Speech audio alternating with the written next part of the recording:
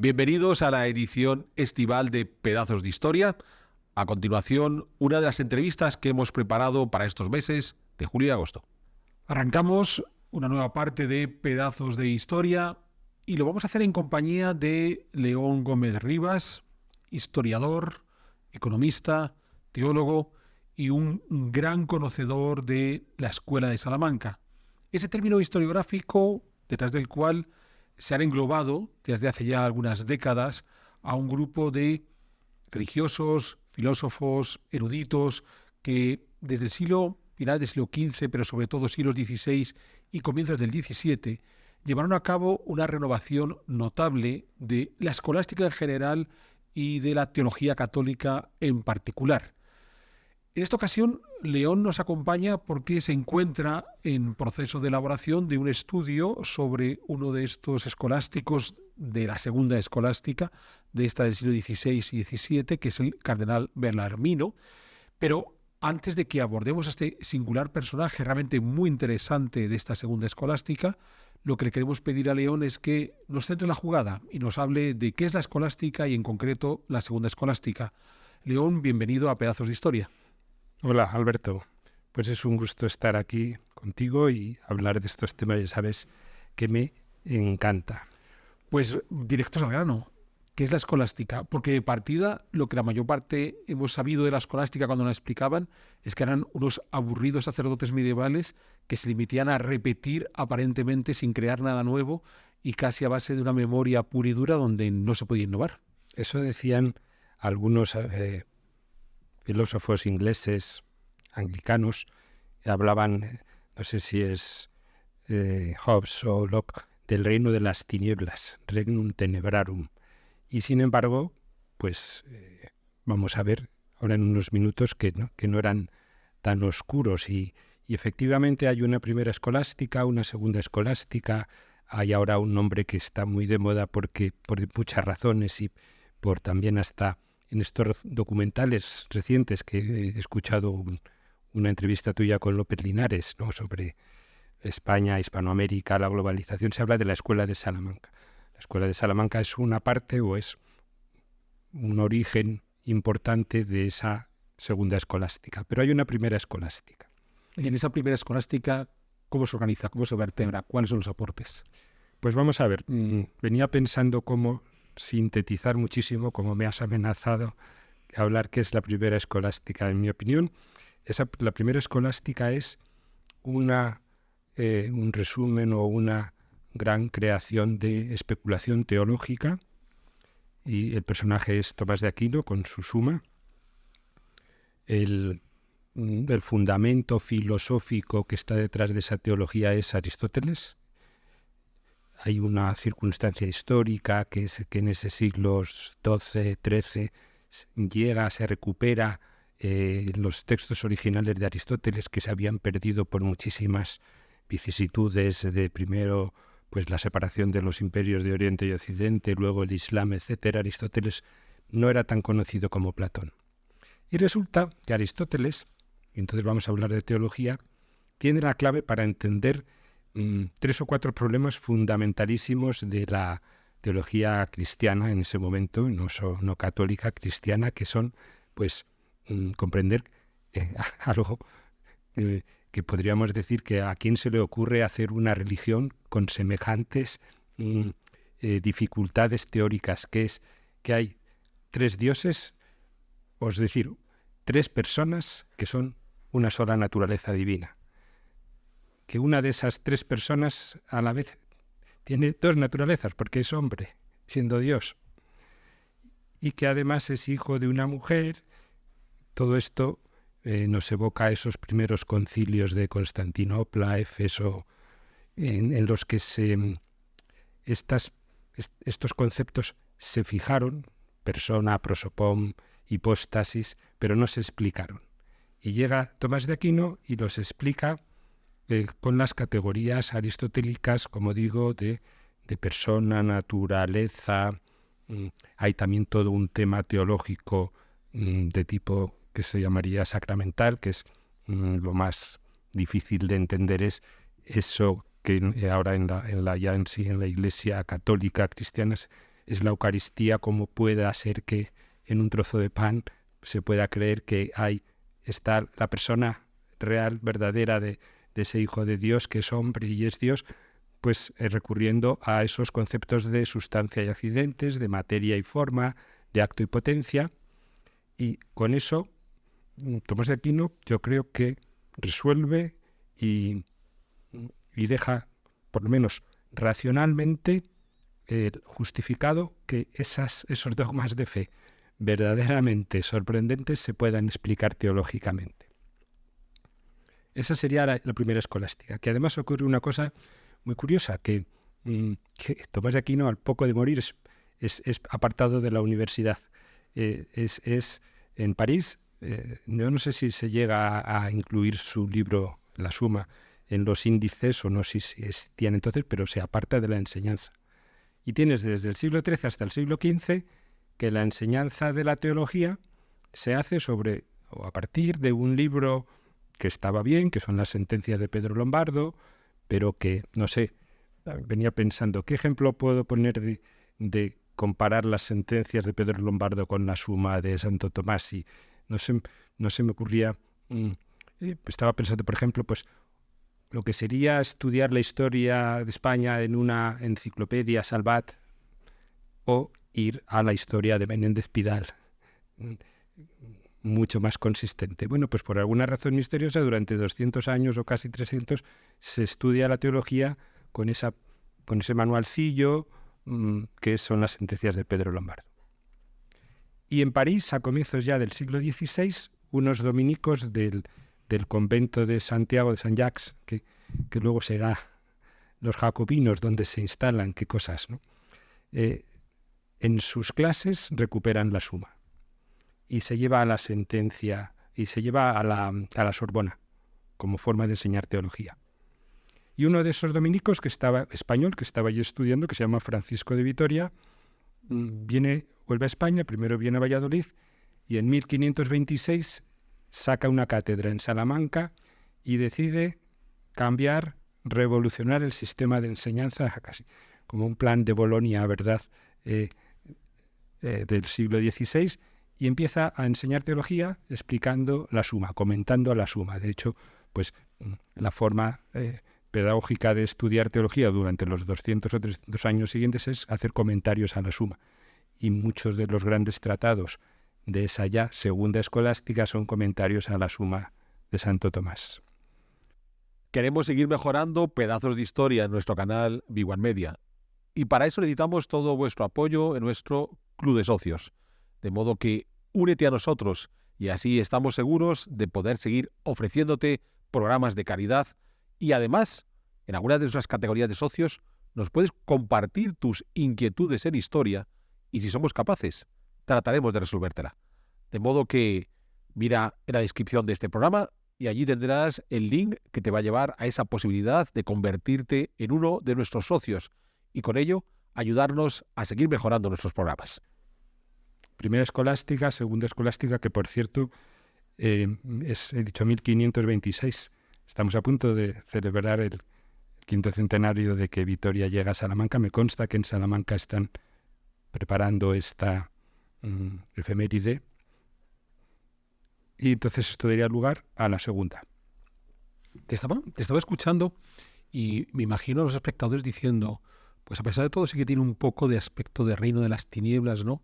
Entonces esta discusión entre teólogos por tratar de explicar la naturaleza divina o humana de esta Santísima Trinidad y demás, pero me estaba poniendo en la piel cuando, cambiando completamente de registro, de tiempo, de periodo, cuando en el siglo XIX aparece una figura como Karl Marx, que decide hacer una explicación absoluta de las sociedades humanas, que genera toda una dinámica de cómo esas sociedades humanas se organizan, que incluso se inventa una terminología nueva, modos de producción y demás, y cómo a partir de ahí estableció incluso una teoría política que puesta en marcha llevó a cabo varias revoluciones en el mundo, algunos de los conflictos armados más violentos, ha provocado todo tipo de desequilibrios políticos hasta la actualidad. Es cierto que los marxistas están ahora, desde el punto de vista teórico, un poco de capa caída, que ya no tenemos grandes teóricos marxistas, pero claro, uno puede decir, Y tan revolucionario es que alguien como Santo Tomás en un momento dado pudiera ser capaz de hacer una interpretación de la realidad. Claro, lo más importante que pueden tener los seres humanos, que es quiénes somos y para qué estamos en este mundo, puede ser tan relevante. Claro, estaba comparando con toda la obra de Marx y el marxismo y decía, pues exactamente igual. O sea, yo me imagino a un León Gómez en el siglo 30 tratando de explicar, sabed que en el siglo XIX hubo un señor llamado Karl Marx que puso en marcha todo este proyecto y los espectadores podrían decir, ¿y ese debate teórico pudo ser tan importante? Lo fue, porque a la larga, esta segunda escolástica que nos vas a traer ahora, o sea, cuando se recupera el corpus teórico que ha establecido Tomás de Aquino, cuando a partir de comienzos del XVI se recupera la segunda escolástica, no solo va a incidir en el terreno teológico, sino que va a ir más lejos.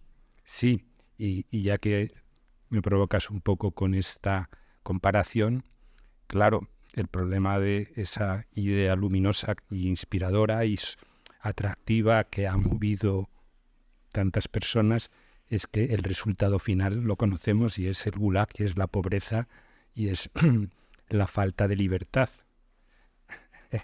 En cambio, mis autores lo que crean y lo que surge a partir de ahí es lo que podríamos llamar la modernidad europea de la libertad, del progreso económico, de la división de poderes y, en fin, Occidente. Hablar de Occidente a veces ahora como que puede resultar demasiado provocador también, pero yo no veo otra propuesta cultural en la que se respeten los derechos humanos y crezca, pues eso, el progreso como la que tenemos nosotros. Bien, pues entonces trata de explicarnos esa relación entre nuestro progreso actual y la segunda escolástica. Entonces, los austríacos, que son una parte de los economistas y no los más influyentes, pero sí creo que honestamente defensores de la libertad más que otros, hablan de la Escuela de Salamanca como de sus antecedentes y como de que hay el liberalismo económico surge con estos autores. Esto también es provocador y esto pues merecería muchos matices, porque decir Francisco de Vitoria era un liberal, pues en ese momento no había liberales y no se puede decir que además eran señores que defendían el poder de Dios por encima de todo, aunque con matices, como también comentaré y veremos, por ejemplo, con Bellarmino. Pero es verdad que a partir de estos presupuestos teológicos, que podríamos decir que son como un fundamento pues de raíces profundas, porque hay palabras como libertad o libre arbitrio, sobre las que se construyen esas cuestiones que digo más teológicas, empieza a haber también unos derivados más cercanos, más prácticos, más de filosofía. Entonces esa segunda escolástica lo que empieza a tener de novedoso, a la vez que se sigue explicando en las universidades y en la formación de los sacerdotes todas estas cuestiones de la Trinidad o la naturaleza humana de Jesucristo o los sacramentos, se empiezan a preocupar por otras cuestiones que empiezan a emerger más cercanamente a ellos. En concreto, de Vitoria, lo primero que se preocupa es la conquista de América, todo ese problema sobre si primero la propia conquista, la presencia española en América es legítima y después si la evangelización también es legítima y si es correcto presionar o enseñar a los nativos, a los indios, que es una palabra también otra vez volviendo a López Linares, que se puede hablar, en España hemos hablado siempre de indios porque era el nombre que tenían los nativos o los indígenas, que parece ser que es la palabra que más correcta, porque pensábamos que habíamos llegado a las Indias y entonces se llamaron indios. Y eso no tiene ningún componente despreciativo ni nada. Bueno, pues enseñar a esos nativos el Evangelio, a esos indios, respetar su sociedad y respetar su economía, es algo que se plantean estos escolásticos. Entonces ahí Vitoria, a partir de ese constructo tomista que tiene, escribe sobre todo en estas cuestiones más concretas comentarios sobre la justicia, una virtud para el mundo cristiano. Y ahí, en el tema de la justicia, claro, tenemos justicia en la compra-venta, justicia en los cambios, justicia en los salarios, justicia en los impuestos, justicia distributiva y justicia conmutativa, siguiendo a Aristóteles. O todo lo que he dicho sobre cuál es la legitimidad española para imponer su sociedad, su cultura en estos virreinatos americanos. Es curioso porque estabas explicando que al final esta segunda escolástica, aunque tenga esta derivada, digamos, más cotidiana, más inmediata, no dejan de ser teólogos. Por tanto, así es. La autoridad primera es la de Dios. Pero bueno, vivimos en el siglo XXI donde hemos sustituido a Dios por una especie de madre naturaleza, ambiente natural, entonces todo está supervisado, una madre tierra, y hemos creado esa figura suprahumana que en algunos casos rige, ¿no? O sea, ya hemos debatido en este programa, por ejemplo, las cuestiones de cambio climático. Recordamos que el clima cambia siempre, el clima es dinámico, nunca es estático. Entonces, el cambio climático existe, porque el clima es dinámico. Pero nos hemos obsesionado por la creación de una especie de modelo ideal, Dios, naturaleza, de perfección absoluta, que los seres humanos les afectamos. Estamos en el siglo XXI. Entonces, si queremos señalar a los teólogos de la segunda escolástica por supeditarse a esa voluntad divina, en el siglo XXI también podemos señalarnos a nosotros mismos diciendo también nos hemos decidido supeditar a una supuesta naturaleza y a lo mejor sin una reflexión de la vida cotidiana tan interesante como la que hicieron estas gentes de la segunda escolástica. O añadiendo también cuestiones así de esta divinización que ahora hacemos de cualquier tontería, todo el tema de las religiones políticas que se adoran también con un fervor mayor al que tuvieron estos contemporáneos de Vitoria, etcétera. A ver, ahí hay una salvedad también muy importante, que es que hoy en día hay que ser capaces de comprender en el siglo XXI que en el siglo XVI Europa era la cristiandad y entonces la gente hablaba de Dios y los reyes católicos reformados de cualquier iglesia, por supuesto, todos daban por supuesto que existía esa divinidad. Y en las cartas de revolución, de independencia norteamericana o sudamericanas, de todo el mundo iberoamericano, se habla con esa naturalidad de Dios que hoy nos sorprende y que no se trata hoy de imponer.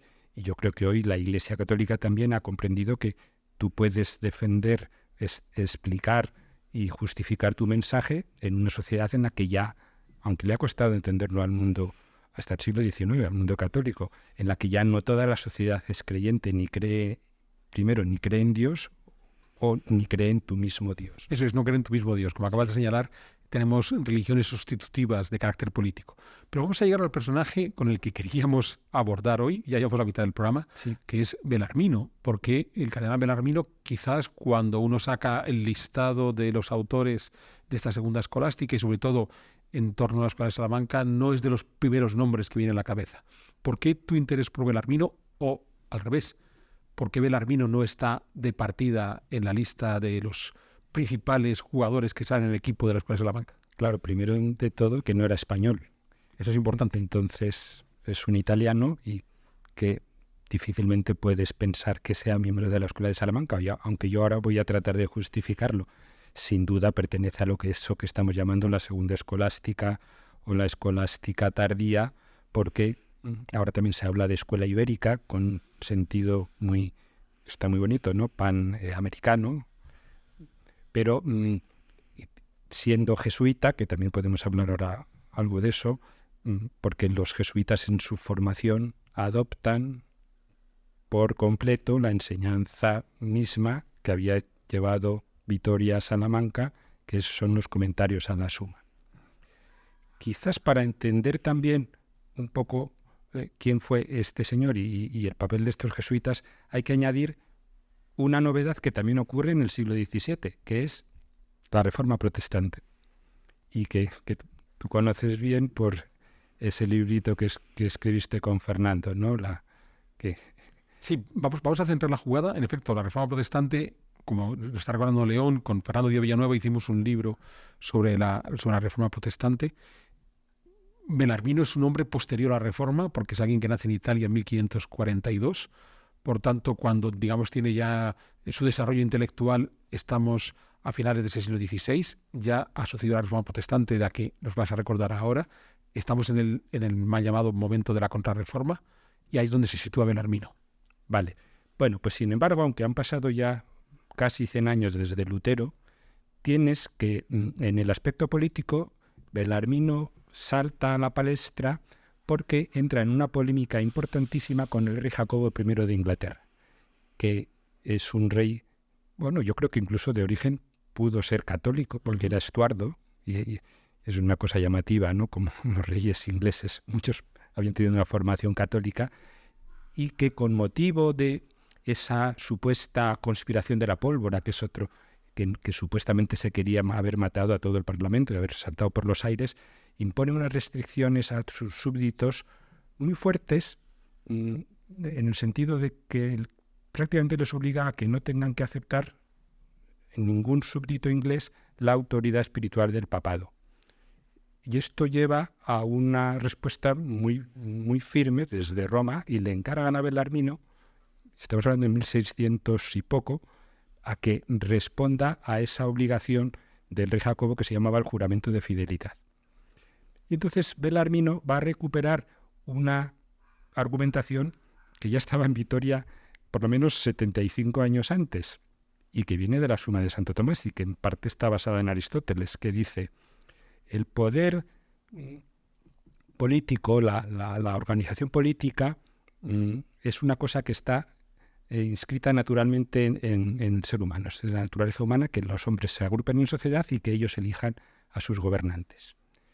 Y lo que introducen estos segundos escolásticos es que dicen, matizando, porque el poder no llega a los gobernantes directamente de Dios, sino llega al pueblo, y el pueblo es el que se lo otorga al poder, y el más famoso es Juan de Mariana, con todas esas restricciones que dice: ojo, cómo usáis de ese poder que habéis recibido no de Dios, sino del pueblo. Y resulta que Jacobo I lo que estaba diciendo es: yo soy el poder, el rey de Inglaterra por derecho divino, porque a mí me ha llegado el poder directamente de Dios, en 1606. Y llevaban los españoles discutiendo este argumento desde hacía más de 50 años contra el propio emperador Carlos V, que Francisco de Vitoria le dijo: el emperador no es el señor del mundo. Y también dice: ni el Papa es el señor del mundo, ¿no? Belarmino va a decir eso mismo y va a tener problemas con el papado. Es curioso porque, claro, uno de los problemas que tienen estos reyes ingleses de finales del XVI, principios del XVII, es su propia fuente de legitimidad. Tal como acabas de explicar, Jacobo I, que es un sobrino lejano de la reina Isabel, cuando ésta muere sin herederos, el que es rey de Escocia, le toca pasar al trono, posiblemente teniendo un origen católico, su madre María Estuardo era católica. Claro, tiene que hacerse más anglicano que nadie, pero es que, claro, uno de los problemas que tienen en la iglesia anglicana es que con la reforma de Enrique VIII el rey se ha convertido en la cabeza de la iglesia. Entonces, hasta hoy, o sea, Carlos III de Inglaterra es la cabeza de la iglesia de Inglaterra. Es una cosa realmente... Es buenísimo. Es una cosa realmente Hace un año estábamos viendo la coronación de Carlos III, en el cual se le unge con un óleo y se cierra eso para que no se vea, porque eso es lo que significaba que era Dios el que le daba el poder.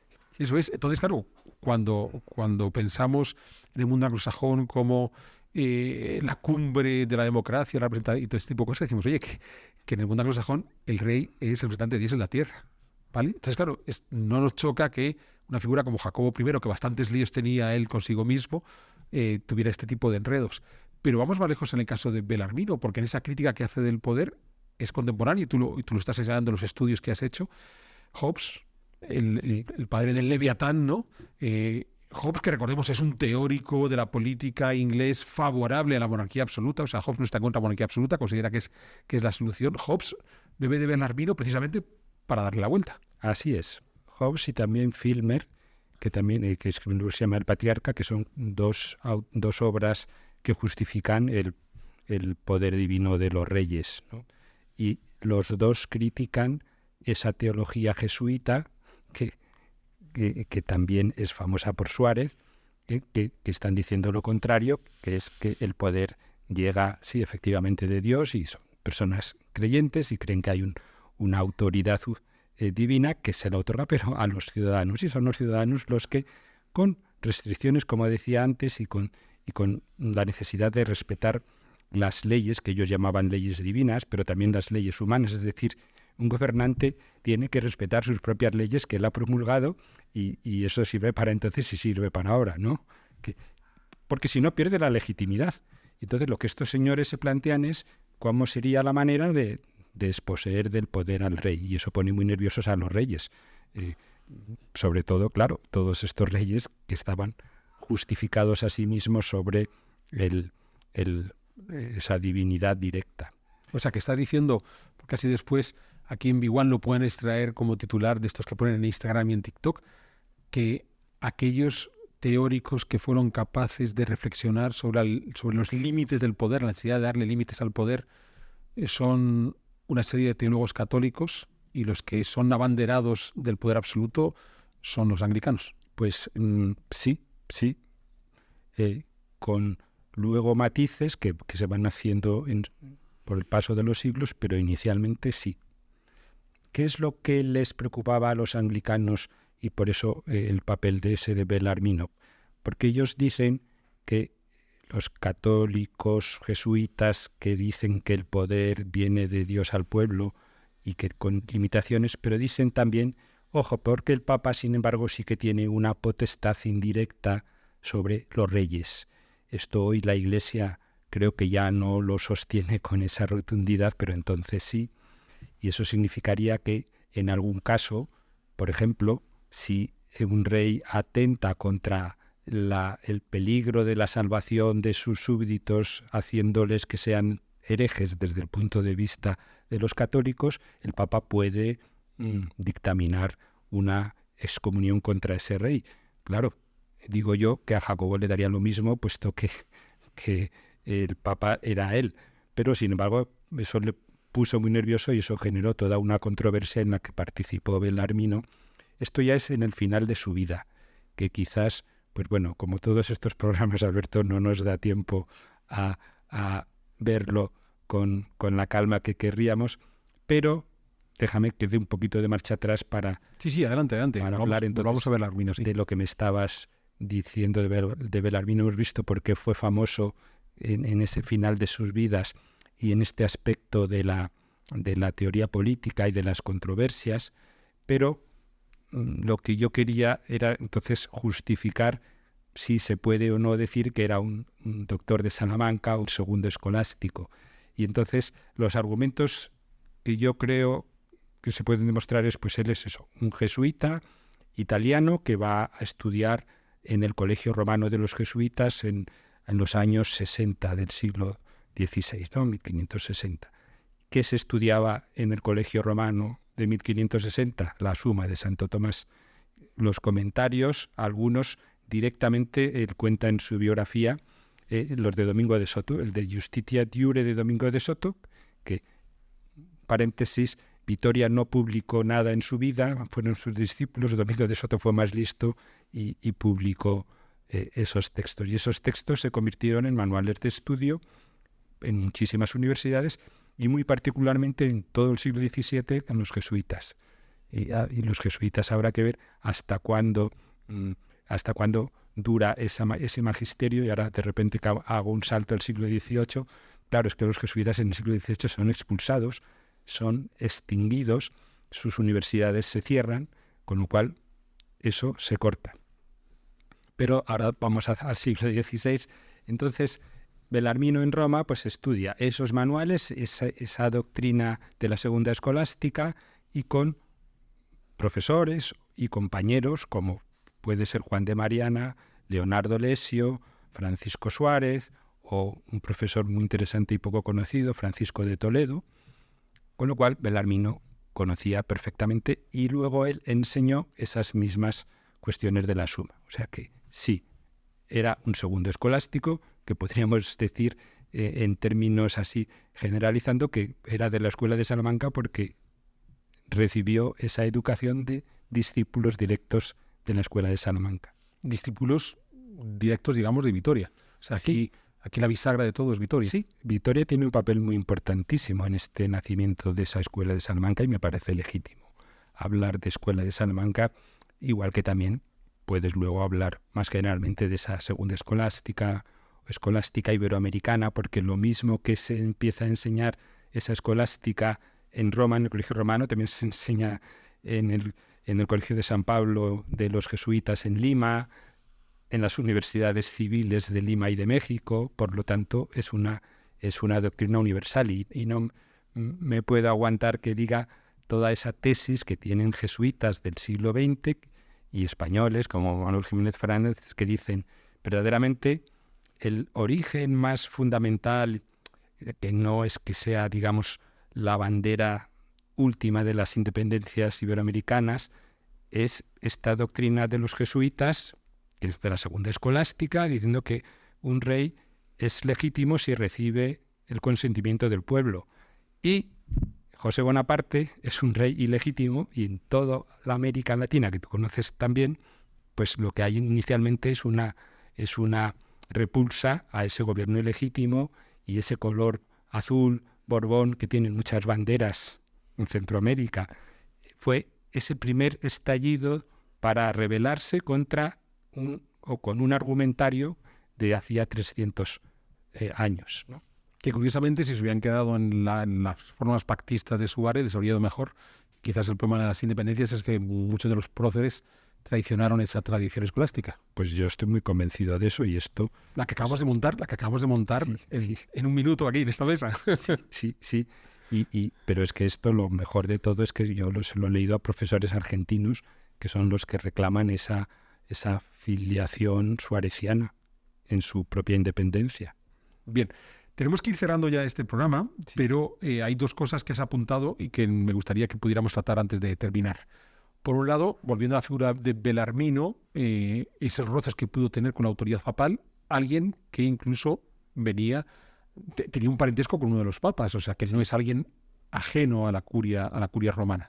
Y que además fue nombrado cardenal, que es muy curioso, igual que el otro jesuita que he citado, Francisco de Toledo. Los dos son nombrados cardenales cuando Ignacio de Loyola, que había muerto 30 años atrás, había dicho que no, los jesuitas no querían ninguna pues reconocimiento de dignidad eclesiástica, pero bueno, la vida cambia. Mira, tenemos ahora un papa jesuita, ¿no? Que lo que son las cosas.